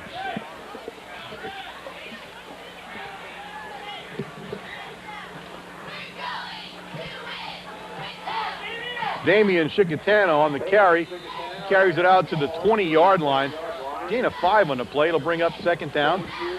Following Dave Brown. Brown with the blocks. You know, what's nice here, now you got another set of fresh legs coming in Damian Chickatano.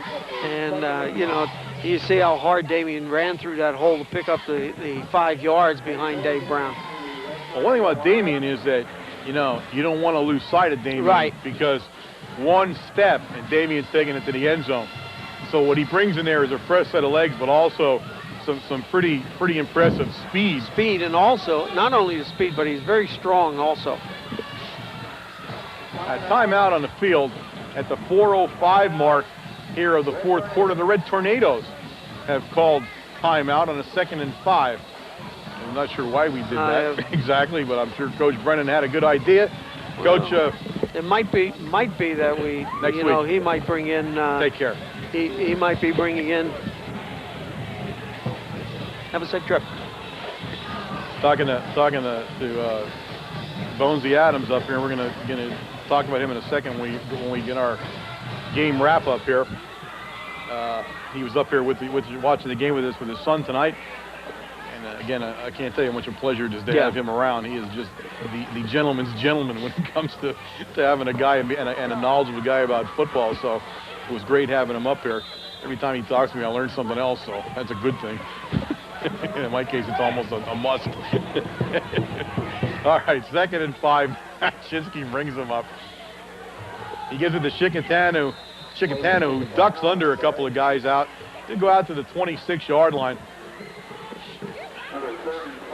It's going to bring up a 3rd down and 2 for the Red Tornadoes. Matsura will go back into that Red Tornado lineup. Morgan comes out.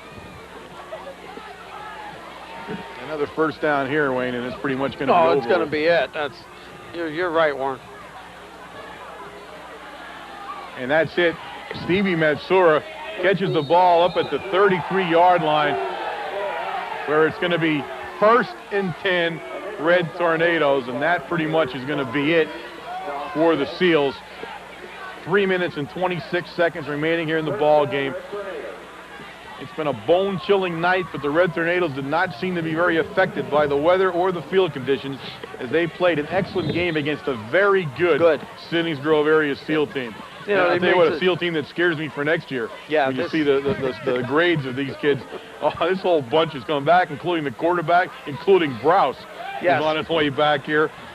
So it was 205 pounds. Yeah, so he's going to be something to contend with. Chicatano on the carry. Pick up about a yard on the play. He'll bring up a 2nd and 9. But yeah, the Seals have nothing to be ashamed about tonight. They played an excellent football game. Really just couldn't contend with the Red Tornado defense is what it really came down to. Every time they got close, the Red Tornado defense just shut it down. But they played a good football game. It was great adjustment by the Tornadoes in that 1st quarter, because it looked like the Seals were on the move to score in that 1st series, and the Tornadoes just readjusted whatever they were doing defensively and made a great defensive stand the rest of the way. Kovaleski on the carry now. He carries it up over the 35-yard line, out to about the 37-yard line. It's going to bring up a 3rd down now and 4 for the Red Tornadoes. This has become quite a season-ending rivalry between these two schools. It really has, and that's what you like to see. You know, you like to see a team that you always have the potential of losing to, because they're so good all the time. You like to see that it's always, especially if it's playoff time, it's a great tune-up for both of these squads as they go into the playoffs. I think the Seals are heading to the Eastern Conference playoffs. Shinsky looks around down there, and he's got Morgan. Morgan's up over the 40, and Morgan's right there. He has the 1st down.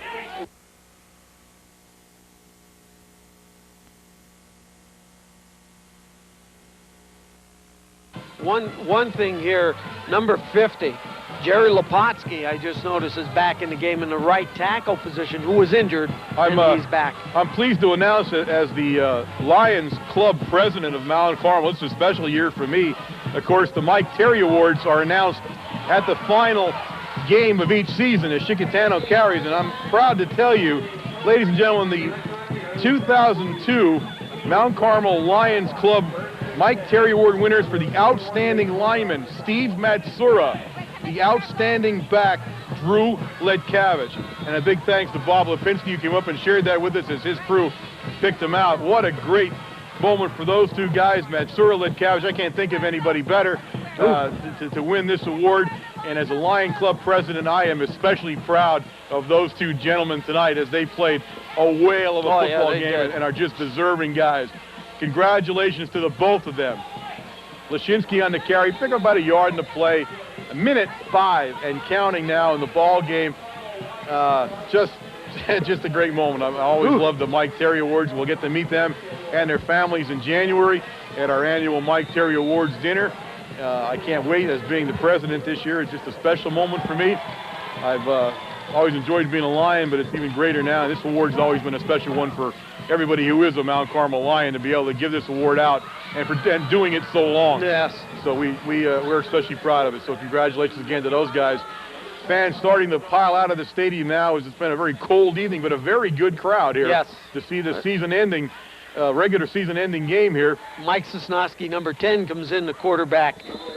Number 37, John Scheiko, carrying the ball in that tailback position, and that is going to end the game. That's it. That's the end of the football game. Ladies and gentlemen, the Red Tornadoes have beaten the Seals 26-0 here, and they have finished the season undefeated. The first undefeated regular season since 1998, ladies and gentlemen, And there you have them as they line up to shake hands, the 2002 edition of the Red Tornadoes. And now the real season begins as next week in 2 days, I should say, in 2 days here at the Silver Bowl, we will open District 4 playoff play. I do not know at this moment who it is. You will know as you watch the game, so just pretend I know what I'm talking about. But whoever they are, they're coming here. They're going to have to play here. We've always done that. We've always pretended that now. Necessarily know that I need to know what I'm doing. But, so get ready. It's playoff season. In fact, you know what it is. Tell me. It's championship time.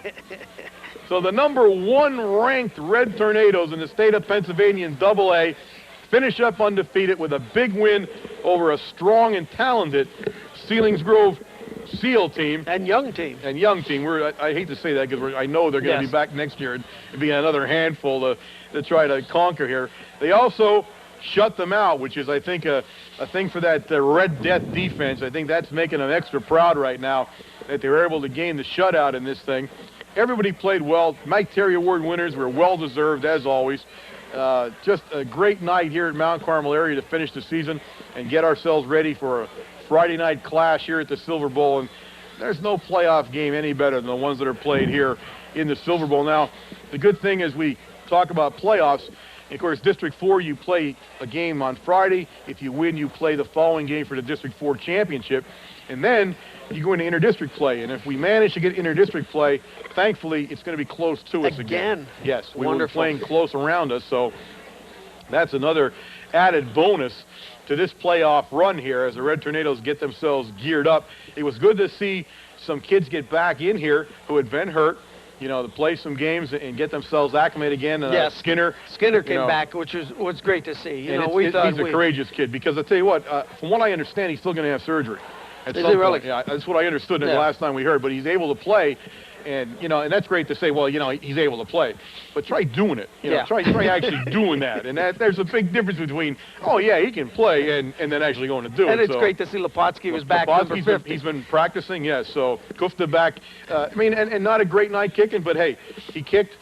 Got himself back into the game a little bit and playing with pain. And I take my hat off to that kid. And he plays defensively all the time, so he's not out of the game. It's just that he can't kick real well because of that problem in his back. And then, of course, we're talking also with the injuries, Marshall Merarkey, they looked at the MRI and everything else, and, it wasn't as bad. Knee injury is a knee injury. I don't care what anybody says, But as they initially expected it to be, he's gone into some very aggressive therapy. Yeah. And that's on his own part. He's done that. Yes. And, they expect him to be back. By week 12. Yes. He may be back for a district championship game, and that's phenomenal.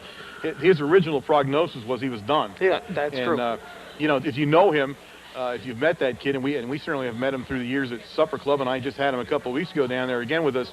You can't find a nicer kid, but a kid that really, he got hurt, and he never stood there and said, I'm hurt now. There was a kid got hurt and said, okay, I got to get back. I got to figure out what to do to get back. How am I going to get back? What am I going to do to get back? And whatever it takes for me to get back, I'm going to do it. It's my senior year. I want to play football. So you have 3 kids here with knee injuries. 3 and fairly serious knee injuries that are playing their way back into the prime part of the season, and that's what really bodes well, I think, for us, is that we're starting to. And the good part is, you had replacements that went in there who never missed a beat. We didn't. We're undefeated. We didn't miss anything in the ball game. So to see now you got a bunch of kids that can play, a bunch of kids that can spell each other and not lose a beat for it. So it's a win-win all around right now. Some kids got some seasoning and really started to play football. Now, we have a special surprise for you, and I'm going to tell you that now. As I told you, Glenn Bonesley Adams spent the evening with us up here in the booth and had a great talk with him again. And as we had told you when we interviewed him, one of the things we would have liked to do with him was to have him come up and actually put a headset on through the entire game, and he's going to. We know, God willing and the weather permitting, in 2 days' time on Friday, he'll be up with a headset. And before any of you say this, because I know every one of you had it on your lips as I said this, yes, we're finally going to have somebody in the booth who knows what the heck they're talking about. So I beat you to it. I know everybody's sitting there in their home going, and then tomorrow in the library is going to be, finally somebody knows something about football is going to be in there. So I took the edge off of that one and beat them. But we're excited to have Glenn come up, and of course Bonesy is Mr. Football from around here, and he's excited. Yes, he is. He really is. In fact, he came up and we had talked about maybe getting one up out of the truck, and he was sort of, and then he said no. He says I'll come back next week. He's gonna get ready. Yeah. I'll be here. I think he's getting ready to just embarrass me the whole game. Oh, definitely. He's too much of a gentleman for that. I'll do all the embarrassing on my own. I won't need him to. But I look forward to it. I think it's going to be a great time. He's a great guy, as you know from the interview, and he has so many friends here in the area. And that's a testament to how popular he was and how nice he was. Nice guys are remembered forever. So we look forward to that in 2 days' time. So he'll be up here talking about football and looking at the plays and doing some analyzing and stuff like that. So kind of an added bonus to championship season up here. So stay with us, folks. On behalf of the entire crew here at WKMC TV, and I'm looking at a couple of them here, and it's, look at this. Look at Paul. What are you doing? I know. All right. Paul just had a seizure behind the camera again now, which is probably from too much food again.